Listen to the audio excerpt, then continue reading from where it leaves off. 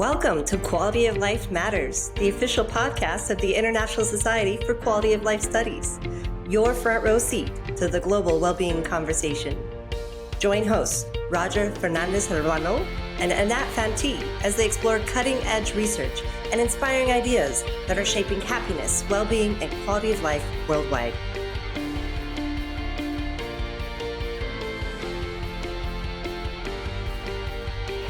Hey. Hello. It is so nice to meet you. And you too. And if I'm not mistaken, this is the first time you have a booth in an ISQOLS conference. Can you tell us the background for that? And we're very happy to welcome you here. Thank you. So, my name is Barry Grimes. I'm the production editor of the World Happiness Report.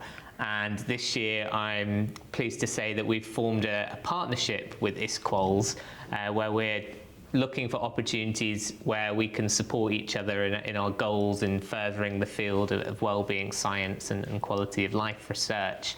And so, part of that is that we have a stand at the ISQOLS conference, and we've also had a couple of special sessions. So we've had authors from this year's report in 2025. They've all been doing presentations about their specific chapters. So that's a way for us to bring the findings to the research community, and also encourage researchers to feel inspired to submit chapters in future reports as well.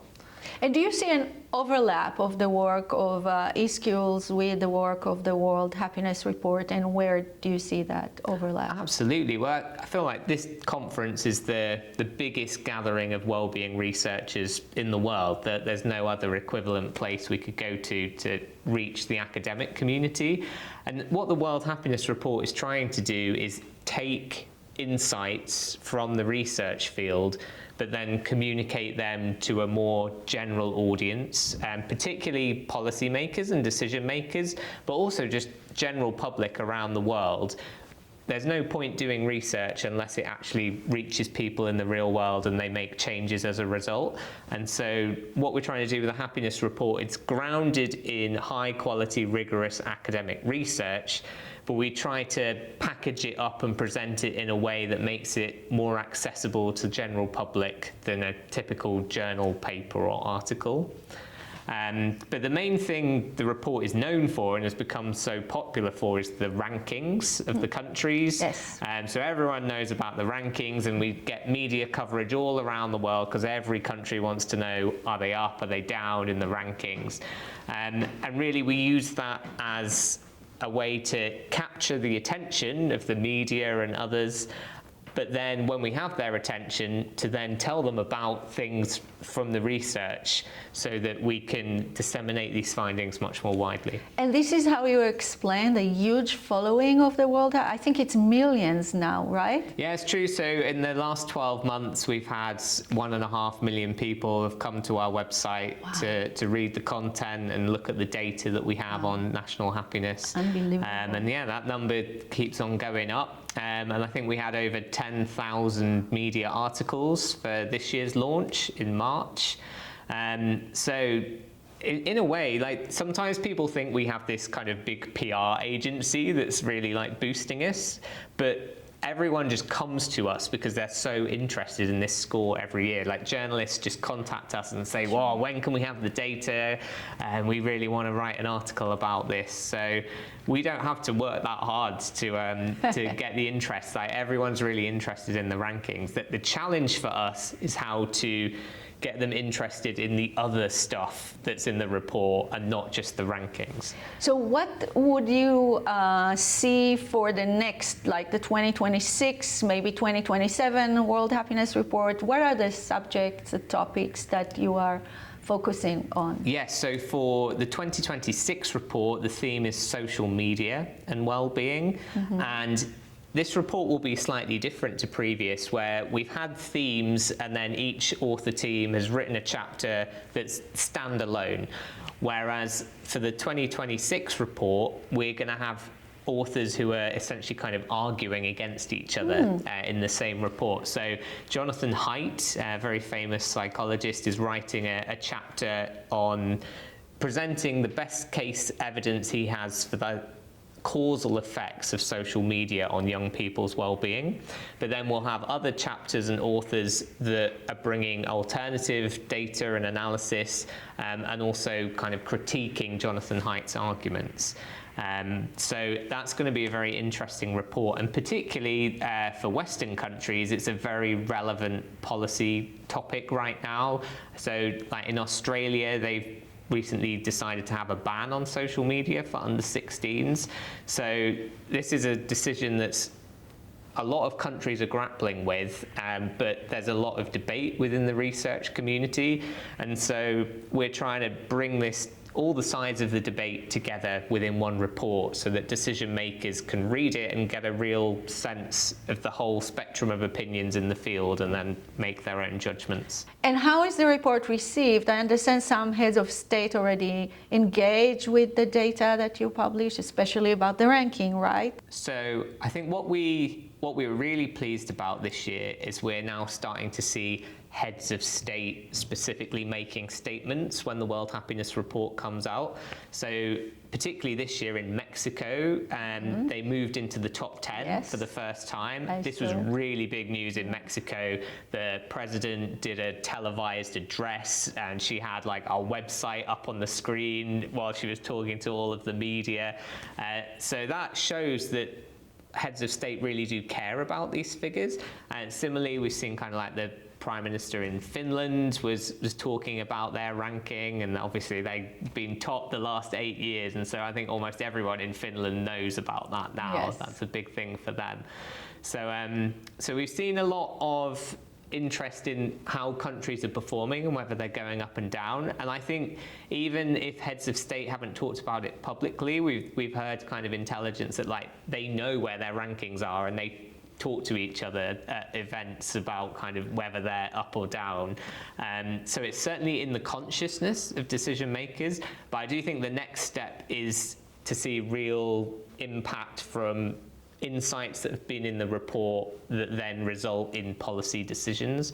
And I'm hoping that we'll see that happen with this next social media report, that if we can really bring that evidence base together to help politicians understand what's happening with social media and young people's well-being, that's going to feed directly into the decisions they make about regulation and legislation. And do countries that go down in the ranking also approach you and discuss it and are interested to know why they are going? I think it works two ways. I think if countries are going up, they're really excited about it. They're like, oh, this is excellent research, I really like it. Whereas the opposite example is in India, who we get a lot of interest from India about the report, but they've been ranking very low. They're on the increase over the last few years, but they're more skeptical of the findings because they're like, they can't believe that they're so low. But I really want to be able to kind of shape that conversation more so that the question that they're asking is, how can we move higher rather than dismissing the ranking because it's low?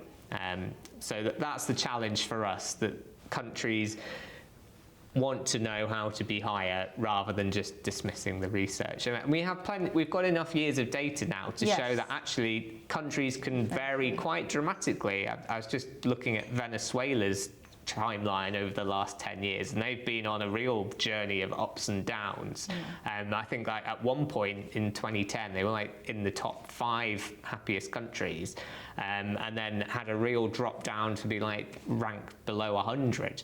So there definitely can be very big swings in countries in well-being, and so hopefully countries will see this and think, well, actually, yeah, there is quite a lot we can do about our population's well-being, and they'll start to implement that. And I think that the way you digitize the media also, that you can go into and find your own country and then see all the graphs and visualizations of where you are, I think it's also very helpful to drill down into your own country's data. I think it's a really nice feature. Oh, thank you. Yeah, so the dashboard is something we launched in March this year. We used to have like a spreadsheet that people could download, and then obviously they could play with the data themselves, but not everyone knows how to do that. So the dashboard allows people to actually explore charts and graphs and tables and compare to other countries, and particularly like the countries that they're interested in and their peer group that they see themselves in comparison to.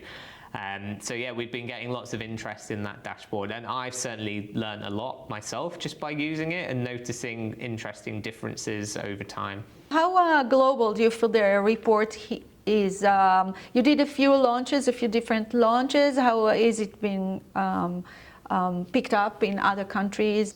The Nordic countries have consistently always been in the top 5. And people maybe think, like, if you want to be a happy country, then you have to have the Nordic model. But because of Costa Rica and Mexico coming into the top 10, and they're not the highest in GDP per capita, so it makes people realize actually there is more than one way to have a happy population. And so, yeah, it's increasing people's perspectives. Like, we don't just have to copy what Finland did. There are other ways. And so hopefully we'll see more attention paid to Latin America in future years. I mean, Latin American countries have always outperformed what you might expect in terms of well-being, but now we're actually seeing that play out in the rankings as well. So I think that's going to continue in the future and is important. But yeah, we've had regional launch events this year. We tried to do one across all the world. So we had something in North America, something in Latin America, in Africa, in Europe, and a virtual event for Asia. Because we do think it's really important that the report is seen as a world happiness report and not like a Western report where the West is trying to tell the rest of the world, like, this is how you should be trying to run your country, or this is the way to be a happy country. It's really important that we bring a global perspective to this question and realize that the West also has a lot to learn from other cultures as well. Would you encourage the crowd in ISQOLS, the researchers, the young researchers, to submit ideas for what kind of topics would you encourage people to submit for? Or yeah, so, well, part of coming to this conference is a way of seeing what are the hot topics in the field at the moment and see what researchers are working on. But ultimately, it will be our 6 editors who decide the theme for the 2027 report.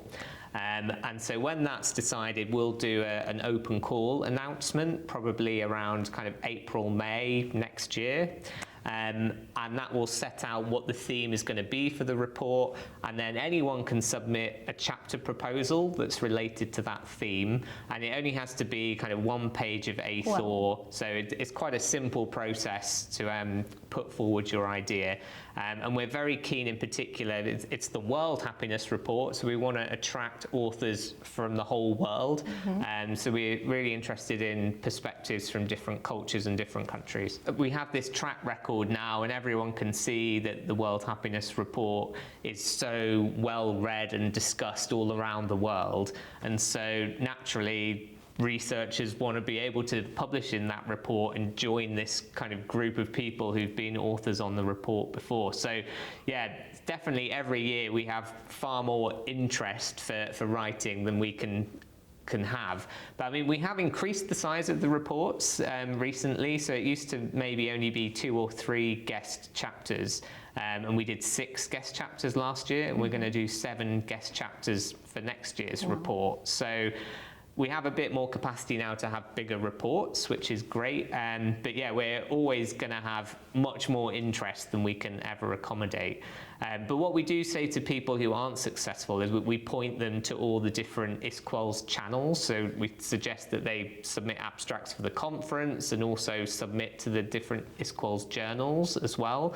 So there's a nice link there between ISQOLS and the report, that even if we can't feature it in the report, we encourage them to use ISQOLS as a way to disseminate their research as well.